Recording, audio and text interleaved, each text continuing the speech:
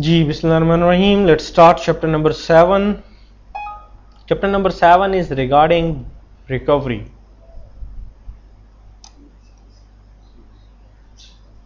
Perform recovery. Front front chapter के major objective है कि यूजर मैनेज बैकअप रिकवरी क्या होती है. यूजर मैनेज बैकअप रिकवरी में सारे काम आपको खुद करने होते हैं. लाइक आपको बैकअप भी खुद रखना है, रिस्टोर भी खुद करना है, रिकवर भी खुद करना है.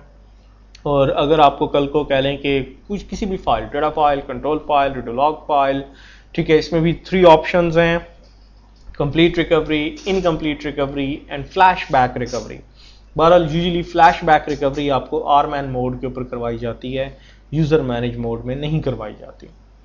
ठीक. सो यहाँ पे डिफरेंट सिनेरियोज हैं, उसको हम लोगों ने डिस्कस करना है, उसको हमने इम्प्लीमेंट करके देखना है. ठीक है. सो चंद एक इसके अंदर ऑप्शंस आपको अच्छी बताई गई हैं कि how to do that one. अगर आपके साथ कभी भी कोई कह लें कि कंप्लीट रिकवरी का केस हो जाए, फिर कभी भी आपके पास कोई इनकम्प्लीट रिकवरी का केस हो जाए, so how to do that thing. फिर यही तमाम की तमाम चीज़ें आपने आरमैन बेस्ड करनी है. आरमैन बेस्ड में हमारे पास खासा बेनिफिट होता है, हम खुद कुछ भी नहीं करते, ईएम या कमांड लिख दी, सारा काम उसने खुद ही कर दिया. Okay, now 2 things, restoration and recovery. 3 चीजें आपने पढ़ी. One is called backup, backup लेना. Another one is called restore, restore करना. Another one is called recover, recover करना. इन तीनों के लिए वी नीड चैनल. ठीक है. अभी एक काम करके आए हैं, बैकअप. रिस्टोर, रिस्टोर मीन के जो भी टेप ड्राइव है या आपकी डिस्क ड्राइव है उससे उठाए और वापस आपको डेटा एफआरए के अंदर कॉपी पेस्ट करके दे, या एक्टिव लाइव जहां पे प्रोडक्शन है वहां पे कॉपी पेस्ट करके दे. This one is called restoration. Restoration time उस वक्त ज्यादा हो जाता है once you have backup set, और बैकअप सेट अगर कॉम्प्रेस्ड है, अगर इनक्रिप्टेड है, तो it would take too much time. अगर आपकी इमेज कॉपीज हैं वो तो रेडी टू सर्व है, जस्ट कॉपी पेस्ट हुई तो रिस्टोरेशन खत्म. रिकवर, अगर बैकअप 1 मिनट पुराना है या 1 घंटा पुराना है या आपके पास 1 डे अर्लियर है, ठीक है, बैकअप की तो फाइल आ जाएगी कॉपी पेस्ट होके, बट ये फाइल आपकी डेटाबेस के साथ, बाकी डेटा डीबी फाइल्स के साथ कैसे प्लग एंड प्ले होगी, क्योंकि इसके हेडर में SCN number, check point information पुरानी है, 1 दिन पुरानी, 2 दिन पुरानी, या जब बैकअप लिया था, आइदर 1 मंथ अर्लियर, बाकी तो मोर रीसेंट है. अब इनको आपस में मैच करना, वो जो डिफरेंस है वो अप्लाई करना. डिफरेंस कहां से मिलेगा? डिफरेंस पहले तो कैलकुलेट करना पड़ेगा कि कितना डिफरेंस है, and this one is called recovery. Difference apply करने को कहां से पता चलता है? आपकी जो current online redo log group होता है, जिसके ऊपर लॉग राइटर उस वक्त लिख रहा होता है. आपको पता है कि उस रीडू लॉग फाइल के 2 हिस्से होते हैं, एक को कहते हैं check point queue. Check point queue में क्या लिखा जा रहा होता है? तमाम आरबीआई एंट्रीज किस ऑर्डर में पढ़नी है, और बाकी सेक्शन में आरबीआई एंट्रीज लिखी होती हैं. अब वो ये देखता है कि इसके हेडर में एससीएन नंबर क्या है और उसका करंट लास्ट जो कमिटेड एससीएन है वो क्या है, दोनों में डिफरेंस कितना है. वो जो डिफरेंस है फिर उसके लिए वो ये भी डायग्नोज करके आपको बताता है कि मैं कितना डिफरेंस करंट ऑनलाइन लॉग से अप्लाई कर सकता हूं. फिर अप्लाई रिवर्स ऑर्डर में करना होता है. रिवर्स जितना डिफरेंस है, अब इसके अंदर एससीएन है 11215, जबकि इसके अंदर एससीएन है 99754. डिफरेंस निकालेगा. अब उसको अगला एससीएन 11216 चाहिए, वो किस आर्काइव लॉग फाइल में पड़ा हुआ है, ठीक है, या किस रीडू लॉग ग्रुप में पड़ा हुआ है. आपको बताएगा कि मुझे कौन कौन सी आर्काइव लॉग फाइल चाहिए, वो सारी आप एफआरए के अंदर कॉपी पेस्ट करें. फिर वो अप्लाई करना शुरू करेगा तमाम ट्रांजैक्शंस को उसी ऑर्डर में, until unless कि उसका SCN कंट्रोल फाइल के साथ टैली हो जाए, मैच हो जाए. Then your complete recovery, this one is called complete recovery. Then your process of recovery going to be end. Then आपका ये रिकवरी का प्रोसेस खत्म होगा. ठीक है. So recovery is another one thing. But then the next one is causes of file loss. File loss तो कई वजह से हो सकता है. यूजर एरर भी हो सकता है, एप्स का मसला भी हो सकता है, एप्लीकेशन प्रॉब्लम भी हो सकता है, मीडिया फेलियर भी हो सकता है. So many reasons are there. ठीक है. बहरहाल we have here different 2 types of recovery. या अगर हमारे पास डैमेज की बात आए तो we have 2 type of damage. One is called critical damage, one is called non critical damage. Recovery भी चाहे कंप्लीट हो चाहे इनकम्प्लीट हो, खैर इनकम्प्लीट तो होती हमेशा क्रिटिकल डैमेज है ना. क्रिटिकल डैमेज उसे हम बोलते हैं once your DB gone to be out of service, mean open नहीं है। ओपन नहीं है तो आपको पता है ट्रांजैक्शंस नहीं हो सकते, माउंट हो जाए, हमारी बिला से डिसमाउंट हो जाए, नो माउंट हो जाए, अबोर्ट हो जाए, जो मर्जी हो जाए, बट ओपन नहीं है। अगर डीबी ओपन नहीं है it's called critical damage. Open ना होने का मतलब है कि आप आउट ऑफ बिजनेस हैं, आपकी ट्रांजैक्शन तो हो नहीं सकती। और नॉन क्रिटिकल कि यस डीबी ओपन है, डीबी चल रही है आपकी, ओपन की ओपन है, it's considered to be as non critical. Reason transactions हो सकती हैं, हाँ शायद लिमिटेड स्कीमाज आपके इफेक्ट हुए हों, लिमिटेड टेबल स्पेसेस आपकी इफेक्ट हुई हों, बट नॉट ऑल, सारी की सारी चीजें नहीं। ठीक, अच्छा जी, अब क्वेश्चन ये राइज होता है कि क्रिटिकल डैमेज होगा कब या नॉन क्रिटिकल डैमेज होगा कब। देखिए क्रिटिकल डैमेज उस वक्त हो जाएगा अगर आपकी कोई सी भी एक कंट्रोल फाइल डैमेज हो गई, कोई सी भी, जितनी आपकी हैं 3 हैं 4 हैं उनमें से एक डैमेज होगी कंट्रोल फाइल, डीबी शॉर्ट हो जाना। नंबर 2, आपका current online redo log group damage हो गया। और ये सिचुएशन तभी आएगी, से मेरा एक ग्रुप है उसके अंदर 2 मेंबर हैं, दोनों डैमेज हो गए, या बेचारा था ही एक इकलौता मेंबर वो डैमेज हो गया। अब एक करंट ऑनलाइन था, लॉग राइटर इसके ऊपर लिख रहा था, तो वो चंद एक मोमेंट्स तो बर्दाश्त कर लेगा, 15-20 मिनट शायद, जैसे हमारे इधर टेम्प एफएस है, temp FS gives you a beauty कि वो शायद 15-20 मिनट तो 1 GB की है हमारी टेम्प एफएस, उसमें शायद वो बर्दाश्त कर जाए 10-15 मिनट का बर्डन, उससे ज्यादा नहीं। उसके बाद instance gone to be terminated, current online है ना।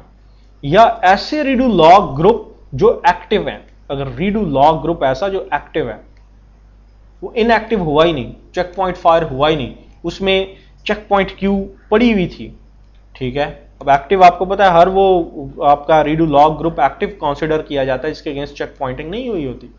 आपको पता है होना चाहिए कि होता क्या है, जब वंस एक ग्रुप भर जाता है log switch gone to be fired अगले पे लिखता है, जब वो भर जाता है तो log switch gone to be fired उससे अगले पे जाता है कंट्रोल, फिर सर्कुलर फैशन में दोबारा पहले पे आता है और पहले को ओवरराइट करता है। लेकिन अगर ये एक्टिव रह जाए तो फिर ओवरराइट नहीं हो सकता।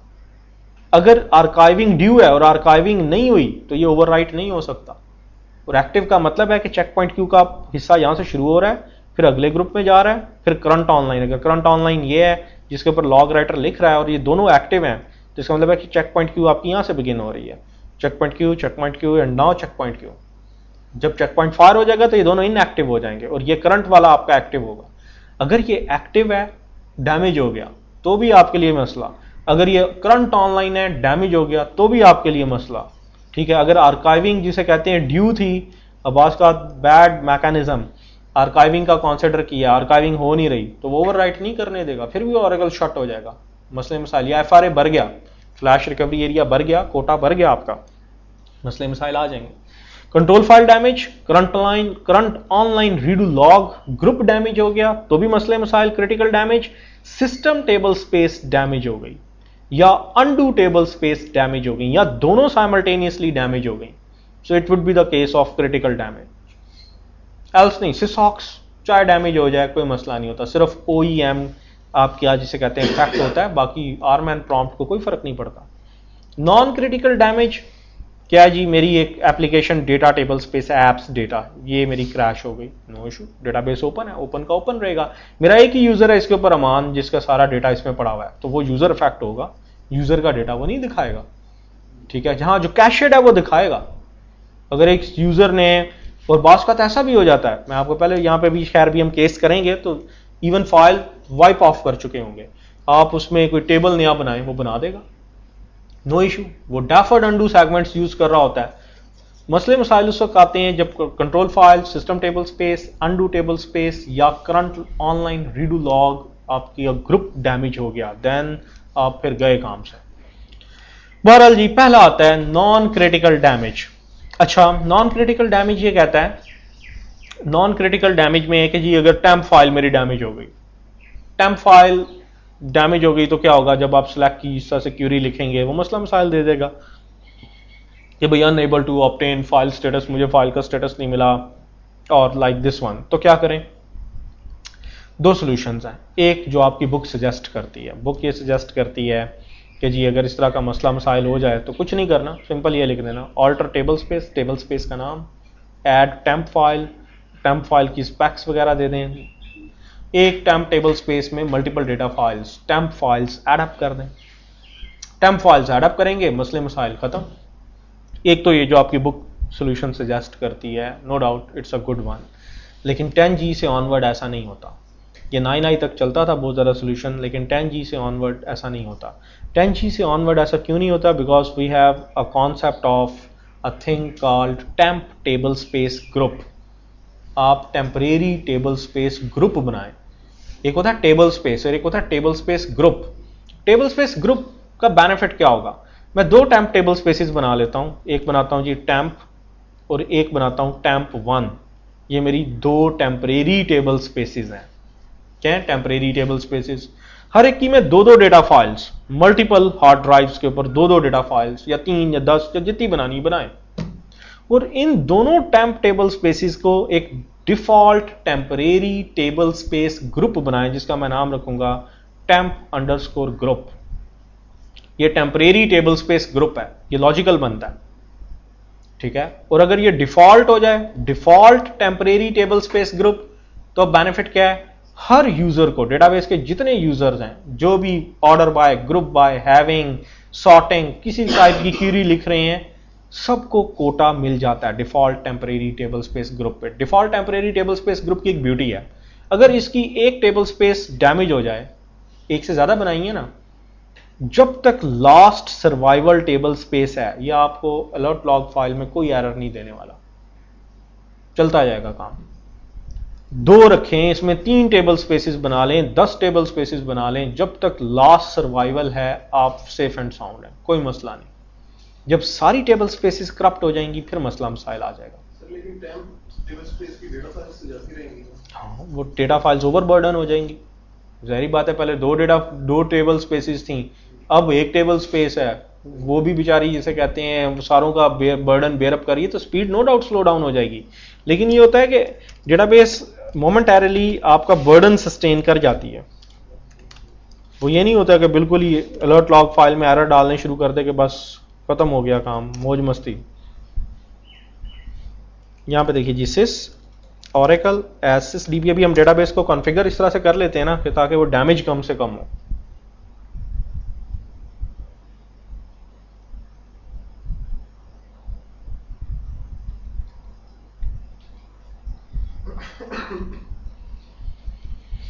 डेटा फाइल और लॉग फाइल्स करप्ट हो जाए और अभी आता है, आज यही केसेस करने हैं। सर बैकअप नहीं हो। हाँ, तो फिर वही होगा जो जो आपने अपनी शर्ट पे लिखा हुआ है ना, और जैसे ही इस बंदे की तस्वीर बनी हुई है ऐसे ही आपके साथ हशर नशर हो जाएगा।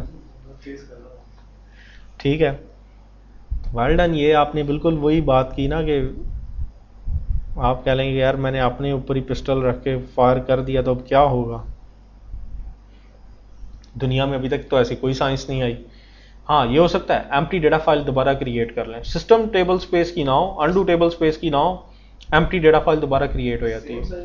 सेम साइज की रख लें, कोई मसला नहीं। जब डेटा नहीं है तो चाहे सेम साइज की रखें या 1 मेगाबाइट की रखें या 5, नहीं डेटा नहीं मिलेगा वापस। सर इसमें कोई रिपेयर रिबिल्ड या कोई ऐसा बैकअप नहीं है तो हाँ, चंद मैं आज एक केस डिस्कस जरूर करूंगा जिसमें प्रोबेबिलिटी होती है, प्रोबेबिलिटी होती है, श्योरिटी नहीं होती, प्रोबेबिलिटी है। वो उस केस में कि अगर आपके पास से मैं कहता हूँ यार मेरे पास कोई बैकअप नहीं है ना, मेरे पास जैसे हम लोग क्रिसमस सीजन में करते हैं कि 10 रीडू लॉग ग्रुप्स बना लेते हैं या 12 रीडू लॉग ग्रुप्स बना लेते हैं, क्योंकि बर्डन बहुत ज़्यादा होता है। आर्काइविंग स्लो पेस पे होती है आर्काइविंग को, क्योंकि ट्रांजैक्शंस चली जाती हैं 20 किलो पर सेकेंड, 20 kps पे चली जाती हैं ट्रांजैक्शन प्रोसेसिंग स्पीड।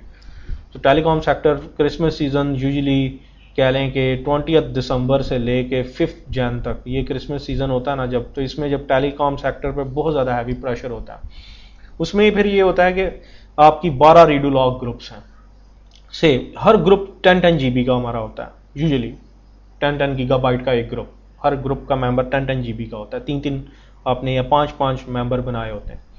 एक पे लिख रहा है एक्सपेक्टेड है कि अप्रॉक्स 1 आवर के अंदर लॉग स्विच फायर हो जाएगा। 1 आवर में हो जाता है, और जब ज़्यादा बुरा वक्त आता है तो 20 मिनट्स के अंदर लॉग स्विच फायर हो जाता है, 10 GB भर जाता है 20 मिनट के अंदर अंदर, ठीक है। तो फिर अगले पे चला गया, फिर उससे अगले पे चला गया, सो ऑन लाइक दिस। अगर ये साइकिल ओवर राइट नहीं हुआ, आप यहाँ पे मिड में जाके या यहाँ पे जाके कोई चीज़ क्रैश हो गई, नो आर्काइविंग, कोई आर्काइविंग नहीं, ठीक है, तो यू हैव अ सर्वाइवल वे, क्योंकि ओवरराइट नहीं ना हुआ। जब ओवरराइट नहीं हुआ तो आप कंप्लीट रिकवरी कर सकते हैं बगैर आर्काइव लॉग फाइल के। वो यहाँ से भी डिफरेंस अप्लाई करना शुरू करेगा और till last active check point queue के लास्ट SCN तक कर लेगा, नो इशू। ये एक साइंस होती है कि अगर आप चाहते हैं कि यार रिसोर्सेज स्केर्स हैं, आर्काइविंग भी ना हो, आप रीडू लॉग ग्रुप 20 बना दें। 20, मुझे ये इतना श्योर है कि यार अगर 1 आवर है ना, मैं 24 रीडू लॉग ग्रुप्स बना दूं तो 24 आवर्स गुजर जाएंगे बगैर आर्काइविंग के भी, और बगैर जिसे कहते हैं उसके ऊपर कोई एक्स्ट्रा प्रेशर डाले। मुझे एक प्रॉक्सी है मेरी कैलकुलेशन के 1 आवर के अंदर लॉग स्विच फायर होता है। इसका मतलब है कि एक ग्रुप कितने में बढ़ता है, 1 आवर में। 24 रीडू लॉग ग्रुप्स बना दूंगा, कितने टाइम गुजर जाएगा, 24 आवर्स सुकून के साथ तो गुजरेंगे, ठीक है। बाकी मिडनाइट जब आएगी तो देखेंगे कि फिर उसका क्या करना है। भैया ऐसी साइंसेस आप लगा सकते हैं, ठीक है, और साइंसेस, रॉकेट साइंसेस चल जाती हैं, ये चलती हैं, बड़ी देसी लॉजिक होती है लेकिन चलती बड़े तरीके के साथ है, होती आम है, ये किसी बुक के अंदर नहीं आपको मिलेगी या नेवर एवर। लेकिन ये है कि आप जस्ट ह्यूरिस्टिक्स कोई भी चीज़ गेट कर लें बाय आर्काइव। उन दिनों आर्काइविंग नहीं हम लोग करते, उन दिनों इवन के कॉन्स्टेंट्स सारे टेबल्स पर से ऑल कॉन्स्टेंट्स रिमूव कर देते हैं, प्राइमरी की, फॉरेन की, इवन के कोई कॉन्स्टेंट नहीं होता, कोई ट्रिगर नहीं होता टेबल पे। अगर फ्रॉडुलेंट ट्रांजैक्शंस होती हैं तो होने दें, ठीक है, नो इशू। क्राइम डिपार्टमेंट आया उधर, बाद में उनको जिसे कहते हैं वो खुद ही वो डल जाता है कॉन्टीजेंसी प्लान के अंदर के कर लेंगे। लेकिन अगर हम यहाँ पे उस चीज़ को स्लो डाउन करें तो वो ये होता है कि आपका बिजनेस रेवेन्यू जनरेशन जिसे कहते हैं फैक्ट होता है, ठीक, करना पड़ता है। बहरहाल लेट्स बिगिन, हम लोग देखते हैं जी, कंसंट्रेट करते हैं अपने टॉपिक पे। गो टू द सर्वर, क्या करें, टेम्प टेबल स्पेस ग्रुप। उससे पहले क्रिएट टेम्परेरी टेबल स्पेसेस। हमारे पास एक है टेम्प, और टेम्प की भी एक डेटा फाइल है, 2 बना लें। क्या करें, ऐड डेटा फाइल, क्या नाम है यार इसका, देखिए टेम्प 01.dbf, तो इसका नाम रख लेते हैं टेम्प 02.dbf। जो नई बनानी है ना उसका नाम आपने रखना temp 02.dbf,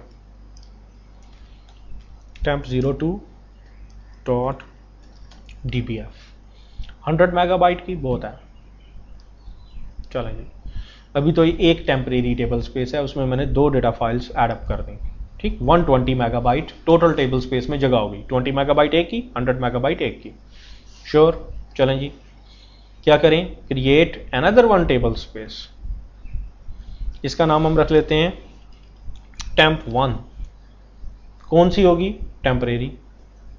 default temporary table space में कोई नहीं बना रहा, इसके अंदर क्या करें, डेटा फाइल एडअप करें, इसमें भी 2 एडअप कर लें। एक का नाम रख लें टेम्प 1a.dbf, इसको कर दें 50 मेगाबाइट की, ठीक है। आ जाए जी, अब ये टेम्प और टेम्प 1 2 बन गई। टेम्प 1 पर दोबारा जाएं, edit it, add data file, और एक कर दें टेम्प 1b.dbf, इसका भी साइज कर दें कितना, 50 megabyte, okay. Temp 1a, temp 1b, 2 हो गई टेबल स्पेसेस आपकी।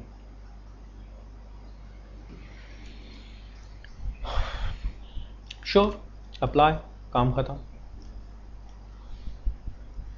आ जाए जी, 120 मेगाबाइट, 100 मेगाबाइट, श्योर। अब आ जाएं create a table space group, temp table space group. Table space group के अंदर एक क्रिएट कर लें, आज तक कोई टेबल स्पेस ग्रुप नहीं है, इसका नाम रखें temp_ group and make it default temporary table space group. ये default temporary table space group बन गया। इसमें दोनों टेम्प टेबल स्पेसेस ऐड कर दें।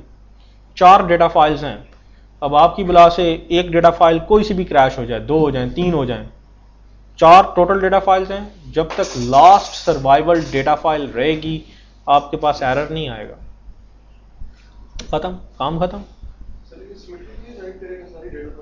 आप ये इसकी मर्जी है कि कैसे करता है, क्योंकि वो डिफ़ॉल्ट टेम्परेरी टेबल स्पेस में दोनों एडेड है ना ग्रुप में, तो वो उसका कोटा सब यूज़र्स को मिलता है, कोई भी इसमें रिस्ट्रिक्टेड नहीं रह जाता। सो इस तरह के एरर्स ये लाइक दिस वन अब नहीं आपको आने वाले। चलें, पहला काम खत्म। दूसरा, redo log group. Redo log group के अंदर ये देखिए, लेट अस चेक, अगर मैं यहाँ पे क्या सर्विस का नाम है, ऑरानेट,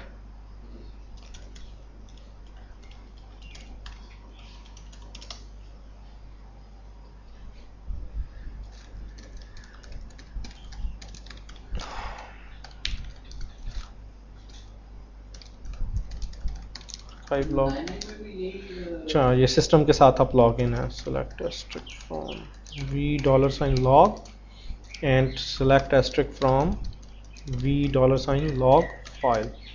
ये देखिए जी 3 फाइल्स हैं।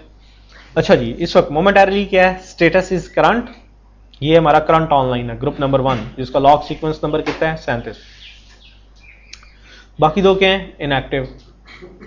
ठीक है, so switch the log switch fire करें, यहां से तो नहीं वो करने वाला क्योंकि प्रिव्स प्रॉब्लम है।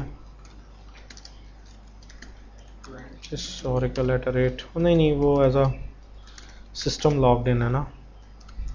Alter system switch log file, लें जी, फोर्सफुली आपने लॉग स्विच फायर किया। देख लेते हैं अब क्या डिटेल है। Select asterisk from log current, ये पहले देखें, पहले ये करंट था ना 37 नंबर, उससे कंट्रोल गया, इसलिए ओवर राइट हुआ। अब ग्रुप नंबर 2 जो पहले इनएक्टिव था, अब क्या हो गया, करंट। लेकिन चेक पॉइंट क्यू इससे लिखनी शुरू हुई, एक्टिव है। एक्टिव मीन इसमें चेक पॉइंट क्यू पड़ी हुई है। कल को रिकवरी अगर करनी पड़ी, कंप्लीट इनकम्प्लीट किसी भी टाइप की, तो वो कहाँ से चेक पॉइंट क्यू को पढ़ना शुरू करेगा, इस ग्रुप से। बाकी यहां से पढ़ना शुरू करेगा, फिर रिमेनिंग चेक पॉइंट क्यू किधर से पड़ेगा, करंट से। मैं एक बार और फायर कर देता हूं तो फिर सिचुएशन बड़ी वल्नरेबल हो जाएगी। मैं क्योंकि चेक पॉइंट नॉर्मली फायर होता है 20 मिनट के बाद, या fast underscore start underscore MTTR underscore target में जितनी वैल्यू दी होती है। By default fast start MTTR target parameter में आपने 0 वैल्यू दी होती है। सो वो मोर और लेस चेक पॉइंट फायर करता है 20 मिनट के बाद। अब यहाँ पे क्योंकि 20 मिनट तो नहीं था, यहाँ पे हम लोगों ने तो बड़ी स्पीडीली फायर कर दिया। तब ये देखिए इन दोनों का स्टेटस क्या है, एक्टिव, और इसका स्टेटस क्या है, करंट। अगर मैं तीसरी बार भी फायर कर देता हूं, लाइक से मैं कहता हूं, तो शायद ये कुछ टाइम भी टेकअप अप करेगा।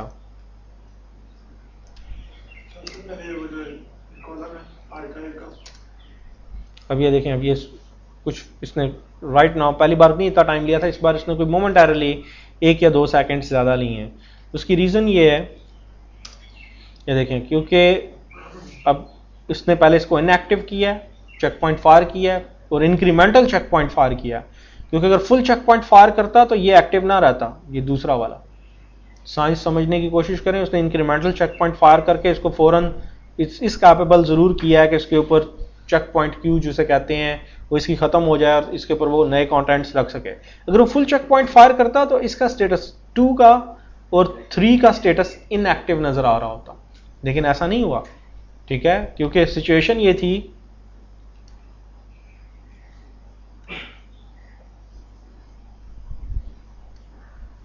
अकॉर्डिंग टू दिस वन, अगर आप बनाएं पिक्चर, ये 1 था, 2 था, 3 था। 3 वॉज योर करंट, जिसके ऊपर लॉग राइटर इस वक्त लिख रहा था। ये भी एक्टिव था, ये भी एक्टिव था। जब कंट्रोल दोबारा पहले पे गया और जब ये करंट हो गया, अकॉर्डिंग टू दिस वन ये करंट हो गया। ठीक है, अब इसके ऊपर लॉग राइटर लिख रहा है। अगर फुल चेक पॉइंट फायर होता तो ये भी इनएक्टिव हो जाता, ये भी इनएक्टिव हो जाता और ये करंट हो जाता, लेकिन ऐसा नहीं हुआ। उसने इंक्रीमेंटल चेक पॉइंट फायर किया स्पीडीली। उसकी रीज़न ये भी हो सकती है कि हमने कुछ कॉन्टेंट्स लिखे ही नहीं थे अभी। क्या हुआ, मैंने तो खाली alter system switch log file की कमांड लिखी है, मैंने कोई ट्रांजैक्शंस नहीं लिखी।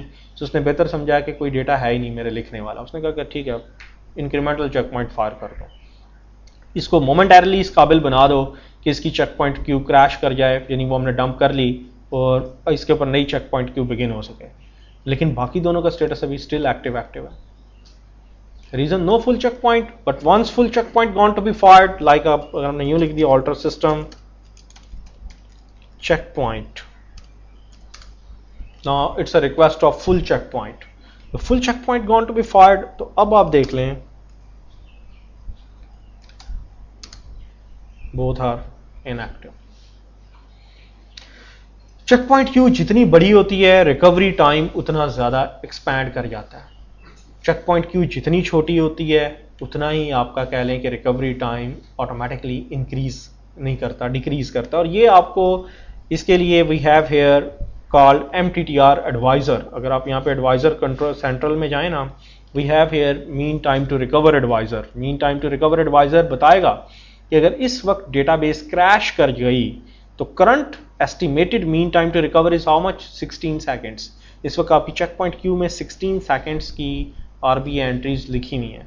सो आपका रोल फॉरवर्ड इंस्टेंस रिकवरी का कम से कम 16 सेकेंड्स टेकअप कर लेगा, जबकि आपका mean time fast start MTTR target is 0 minutes पे कॉन्फ़िगर किया हुआ आपने।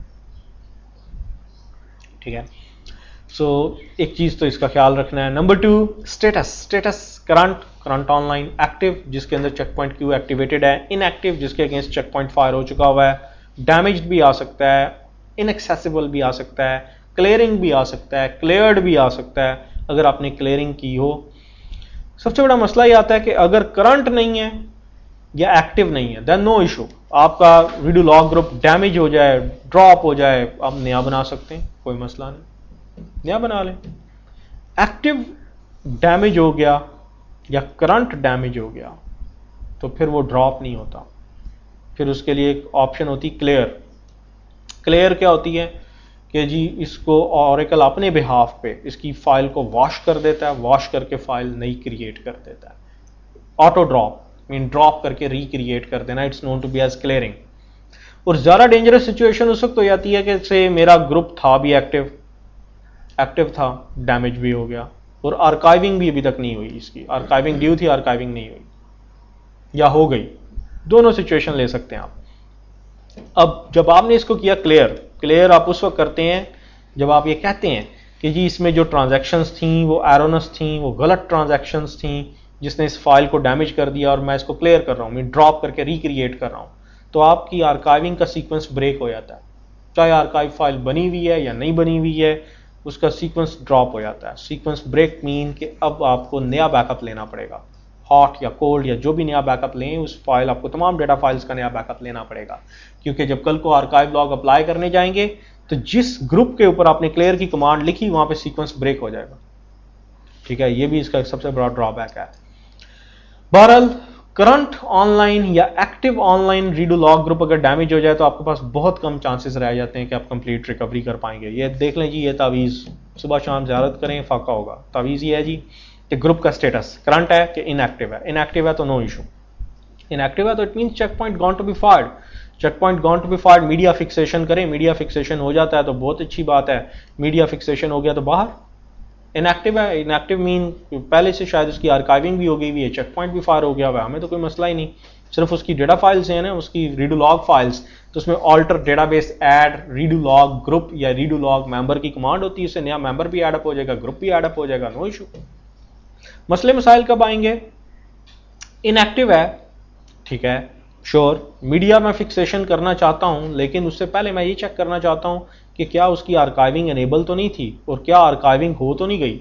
अगर आर्काइविंग हो गई हुई है तो क्लियर करके वापस काम कर लें, लेकिन अगर आर्काइविंग नहीं हुई, ठीक है, इनएक्टिव था, करंट भी नहीं था, डैमेज भी नहीं था, लेकिन आर्काइविंग भी नहीं हुई भी थी, आर्काइविंग ड्यू है, अभी तक स्टिल नहीं हुई, फिर क्लियरिंग करें और लॉग सीक्वेंस ब्रेकअप हो जाएगा आपका।